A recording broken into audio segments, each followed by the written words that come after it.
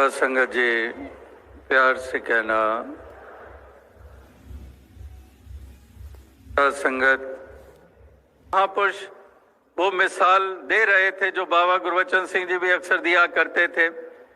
एक हलवाई की दुकान पर हम स्वीट शॉप पे जाते हैं, मिठाई लेने जाते हैं, तो अक्सर बच्चे जाते हैं मिठाई लेने के लिए, और वो हलवाई जो है वो ऐसी आकृतियों का रूप दे देता है उस मिठाई को। एक बर्फी ले लो तो वो बर्फी को कोई घोड़े का रूप दे देता है, कोई हाथी का रूप दे देता है, कोई और रूप दे देता है। तो वहां पर वो बच्चे मांग करते हैं कि इस प्रकार से ये मुझे ये मिठाई दे दो, ये हाथी दे दो, ये घोड़ा दे दो। लेकिन बच्चों के लिहाज से तो वो हाथी घोड़ा है जरूर, लेकिन जो हलवाई है जो वो बेच रहा है मिठाई, उसके लिए तो वो मिठाई ही है, और वो एक जैसा ही दोनों का मोल डाल रहा है। ये नहीं है कि घोड़े का रूप है तो ये महंगा है और दूसरा सस्ता है।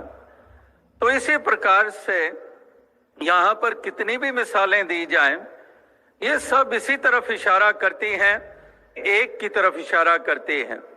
इसीलिए एक एकत्व, वन और वननेस, एक की बात हो रही है, एक के साथ जुड़ने की बात हो रही है, एक ऐसी दृष्टि बनाने की बात हो रही है, डुअलिटी और दूजा भाव समाप्त करने की बात हो रही है कि केवल एक ही नजर आए, एक ही नजर आए, इसकी उपस्थिति एक करके नजर आए, अविभाजित, जिसका कोई विभाजन नहीं है, को जीवन में जो ले आते हैं। जैसे वो मिसाल कई बरस जाज देता रहा और अभी कई बरसों से वो जहन में नहीं आई, अभी फिर से वही मिसाल ध्यान में आई, वही ऊंटों को लेकर कि जो एक दफा एक गांव में एक बुजुर्ग रहता था, और वो बुजुर्ग रहता था तो उसकी श्वास उसको महसूस हुआ कि अब जा रही है, ज्यादा देर मैं जिंदा रहूंगा नहीं। और तीनों ही बेटे बाहर गए हुए हैं काम के लिए, और उन दिनों में तो ट्रांसपोर्टेशन के इतने साधन भी नहीं होते थे, तो जाना और आने में कई दिन लग जाते थे, महीनों लग जाते थे। तो उस बुजुर्ग को महसूस हुआ कि अब बेटे वापस पता नहीं कब आएंगे, उनके आने तक शायद मैं यहाँ संसार से रुखसत हो जाऊंगा। और उसने अपने विशेष मित्र को पास बुलाया जो उसका बहुत करीबी था, उसको बुलाकर कहा कि मेरी सांसें मुझे महसूस हो रही हैं, जा रही हैं, तो मैं नहीं चाहता कि मेरे बेटे आपस में झगड़े जायदाद को लेकर, तो तू मेरा एक काम कर, मैं अपना डिसीजन, अपना निर्णय तुम्हें बताता हूं कि मेरी जायदाद को मेरे बेटों में कैसे बटे, तो मैं तुम्हें बताता हूं, मैं तुम्हें निर्देश देता हूं। तो उसमें कुछ थोड़ा सा जमीन का टुकड़ा था और ज्यादातर उसके पास ऊंट थे, कैमल्स थे। तो उसने ये निर्देश दिया कि मेरे 3 बेटे हैं, जो बड़ा बेटा है उसको मेरी जायदाद का आधा हिस्सा देना, और जो दूसरा बेटा है उसको चौथा हिस्सा देना है, और तीसरे को 5वां हिस्सा देना।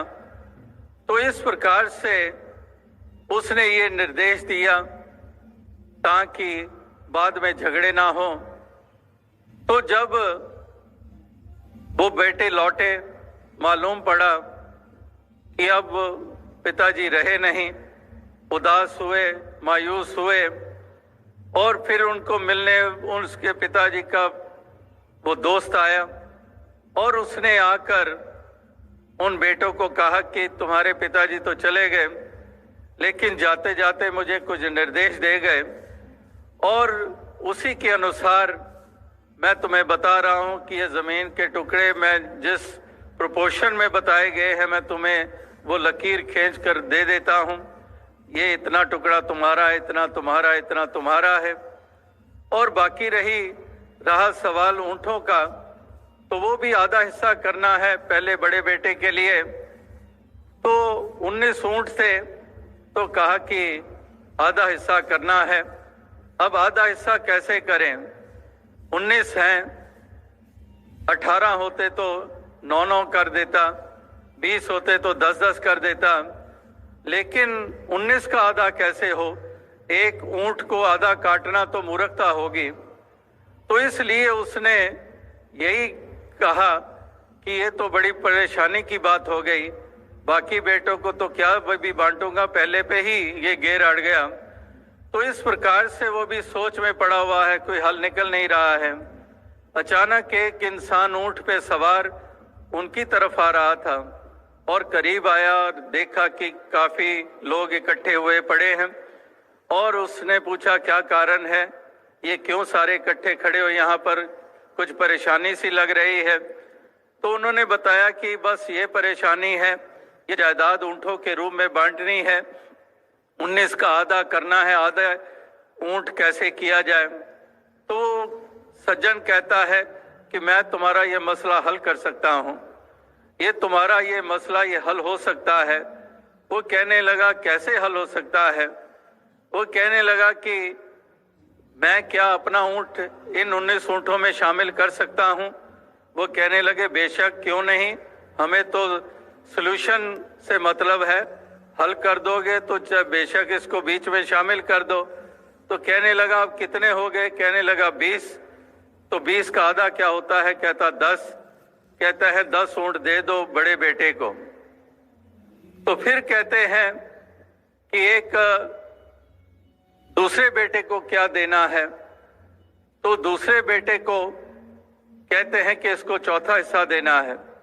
तो कहते हैं 20 का चौथा हिस्सा क्या होता है? कहते 20 का चौथा हिस्सा 5 होता है। तो कहते हैं 20 का चौथा हिस्सा 5 होता है, तो 5 दे दो दूसरे बेटे को। और तीसरा को कहते हैं इसको 5वां हिस्सा देना है। तो इस प्रकार से बाकी जो रहे 4 कहते हैं वो दे दो इसको। तो अब कहते हैं अब गिन लो कितने हुए? कहने लगे 10 बड़े को हो गए, दूसरे को 5 हो गए और तीसरे को 4 हो गए। कितने हुए? कहते 19 हो गए। तो कहते 19 बट भी गए और मेरा कैमल बरकरार रहा मेरे पास, वो ऊंट मेरा मेरे पास रहा। यानी कि उस एक को शामिल भी कर दिया, मसला भी हल हो गया और उसका एक उसके पास ही रहा, वो एक कायम रहा, उसकी कोई डिवीजन नहीं हुई। तो इसी प्रकार से ये मिसालें उदाहरण देने का भाव और मतलब ही यही है कि इस एक को, जब तक उसने इस एक को शामिल उन्होंने नहीं किया था, तब तक कोई मसला उनका हल नहीं हो रहा था।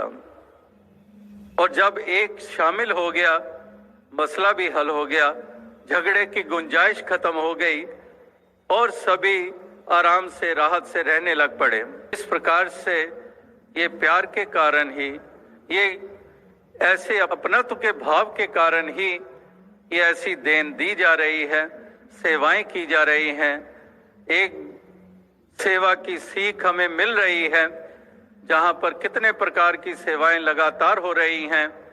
लाइक स्वच्छता अभियान चल रहा है, मिशन के द्वारा कितने ऐसे ड्राइव्स चल रही हैं जहां पर यह साफ सफाई जगह जगह पर की जा रही है। मनों की सफाई के ऊपर जोर दिया जा रहा है और बाहर की सफाई के ऊपर भी ये जोर दिया जा रहा है, ताकि चारों तरफ ये साफ सुथरा सा हर स्थान हो, मन का आंगन हो, घर का आंगन हो, हमारे गली मोहल्ले हों, सब इतने साफ सुथरे हों ताकि कोई कीटाणु पैदा ना हो, ना मन में ऐसे कीटाणु पैदा हों जो किस कदर हमें हमारे मन को रोगी बना देते हैं, और ना बाहर कीटाणु पैदा हो जो हमारे तन को रोगी बना देते हैं। वो बाहर की गंदगी भी हमें अखरती है और मन की मैल भी अखरती है।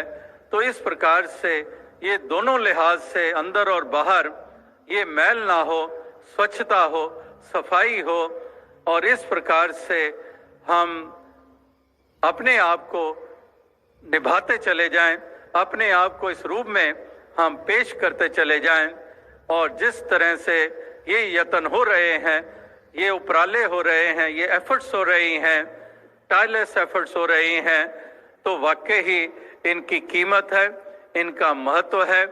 और इन्हीं शब्दों से आपसे इजाजत चाहेगा साथ संगत जी। धन्यवाद।